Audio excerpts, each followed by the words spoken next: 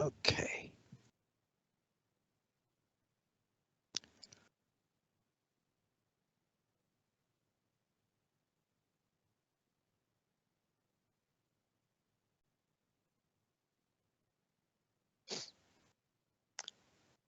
What was the final score in that Boise State Central Florida game we're going to talk about? I think it already got played.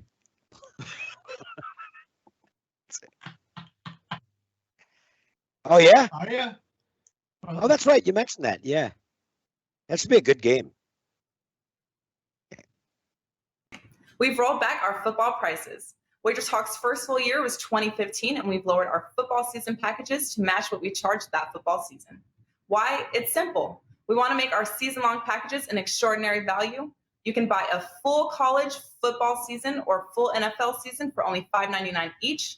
But if you buy a college football NFL combo from the same handicapper, you pay only $8.99. Looking to mix and match handicappers? We have you covered. Just email support@wagertalk.com for a bundle discount and to create any handicapper combo you can dream of. Would you like to bet $20 and win $100 at BetMGM regardless of your wager's outcome and get $100 in free wager bucks?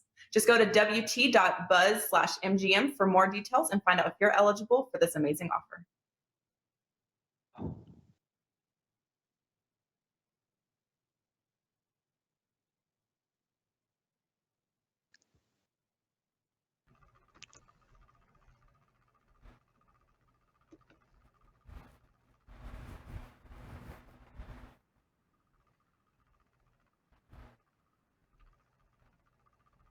All right, guys, welcome in. And hard to believe, but we are here after a week 0 schedule. It is time for week 1 in college football. It is the College Football Daily powered by WagerTalk.com. We've got some games we're going to break down just around the corner, and we're going to do it, of course, with 3 of the absolute finest college football, not yet, don't rush me, college football handicappers there are. Well, I know, Tony Mejia broke out in hives just thinking about that. We got Tony Mejia, we've got Bryan Leonard, of course, we've got Dave Cokin here with you guys today, and we are ready to rock and roll, guys. We had a little bit of a week 0 primer, and Tony Mejia, any takeaways from what you witnessed there in week 0?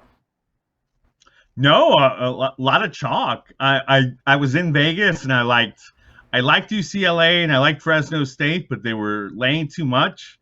So I only played Illinois and won that, but very annoying.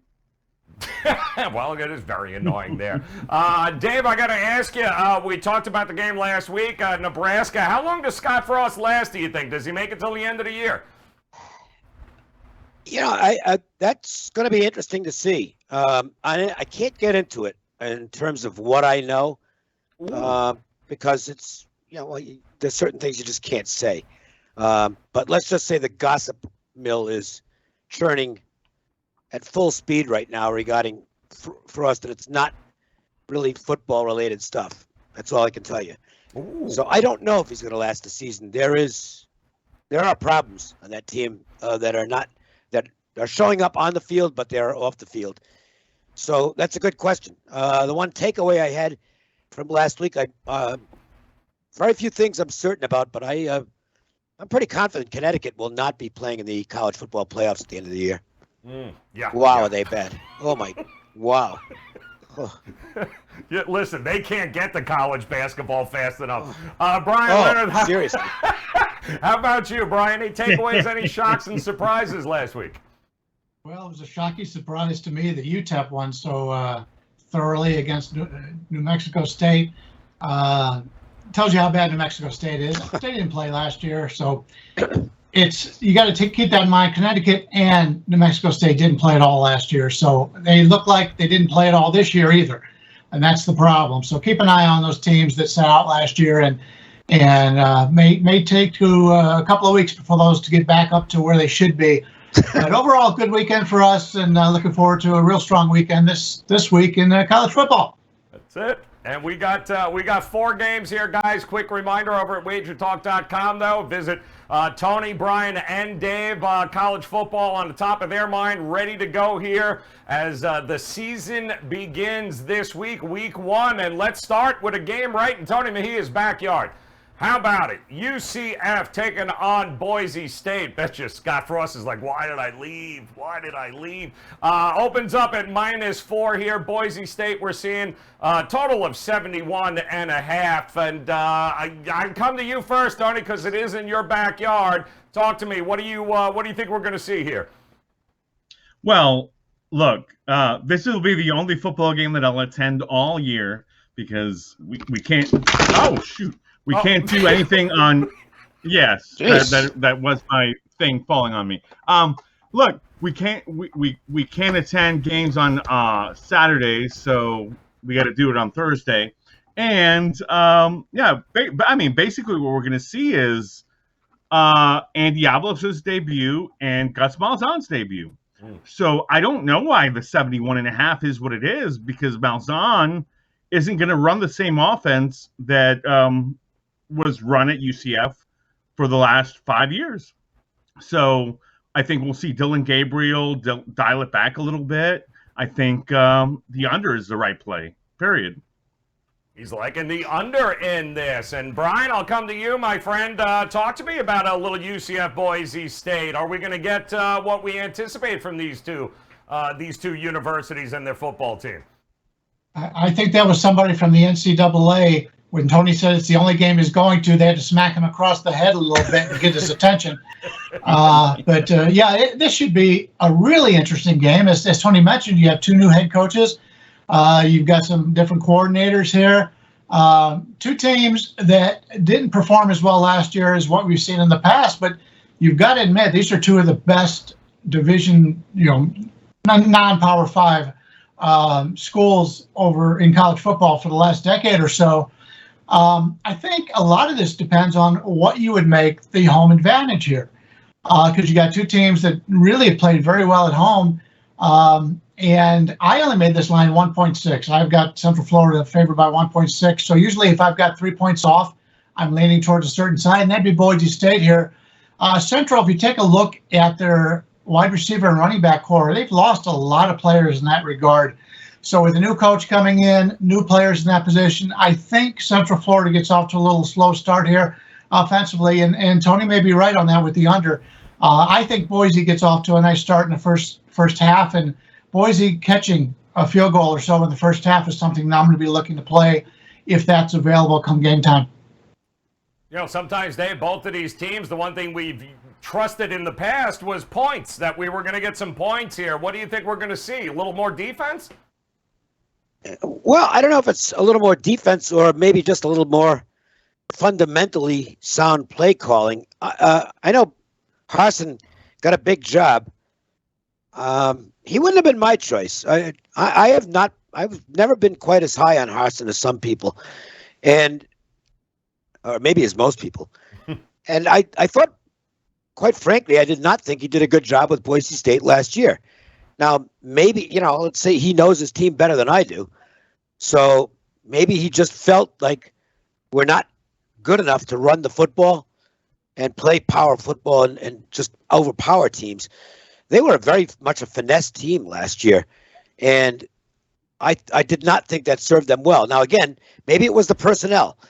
But I would think that Avalos is going to try and establish some kind of a ground game. Not that there's anything wrong with Backmeyer. He's a heck of a quarterback. In fact, you got 2 real good quarterbacks here in Backmeyer and Gabriel. But Boise last year they barely averaged 100 yards per game on the ground. And most of those games were in the Mountain West, which had some pretty yielding rush defenses. There were times last year when Boise absolutely frustrated the hell out of me. I need to see a return to more sound power football by Boise State. I know the school's always been noted going back to the Peterson days for having all the gimmick plays and a lot of excitement, but I think what was overlooked was how sound they were fundamentally throughout the Peterson years, and I think they got away from that. Maybe there'll be a return to it under Avalos. I think Boise's a little better team than Central Florida, and on my power ratings, Boise would be the play here. Yeah, I'm not going to play it because it is a sight unseen type of thing. I want to see what the approach is from the Boise staff. I want to see what the approach is with Malzahn as the Central Florida head coach. So this is going to be a learning experience game for me and for, I think, anybody who handicaps college football. That's what it should be. Not a great game to bet.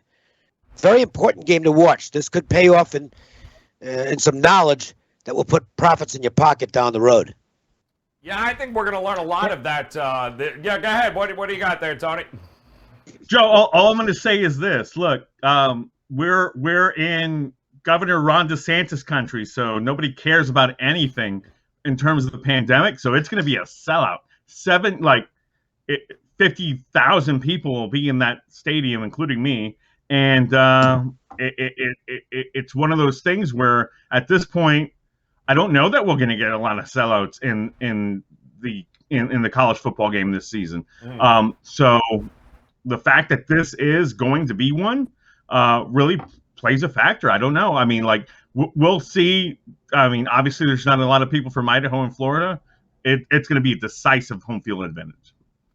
Yeah, well, that could be one down in this neck of the woods too, in DeSantis land in Miami. But that's a whole nother discussion there. We'll head to the Big Ten. Why don't we do that here on another big matchup here with number 4 Ohio State taking on Minnesota here. And I would say, although they had to replace a few key parts there, Brian, with Ohio State, I think PJ Fleck said earlier this week, he's like, yeah, there's not going to be a drop-off here. Who are we kidding? Are you anticipating, what are we going to see? A better Minnesota team, maybe? More motivated? I think we got a pretty good Minnesota team here. I made this line 12.5, so I'm leaning a little bit with Minnesota. Of course, the line right now is at 14. I'd like to get that hook, and I think we'll probably get it come game time, especially on a Thursday here where this will be a public game. A lot of guys will bet the team name, the team jerseys, as opposed to the team players, and we'll probably get a 14.5 for 15 here. So if you like Minnesota, we may be able to wait a little bit longer. But when you take a look at experience coming back, Minnesota's a team, one of the most experienced teams, if not in major college football this year.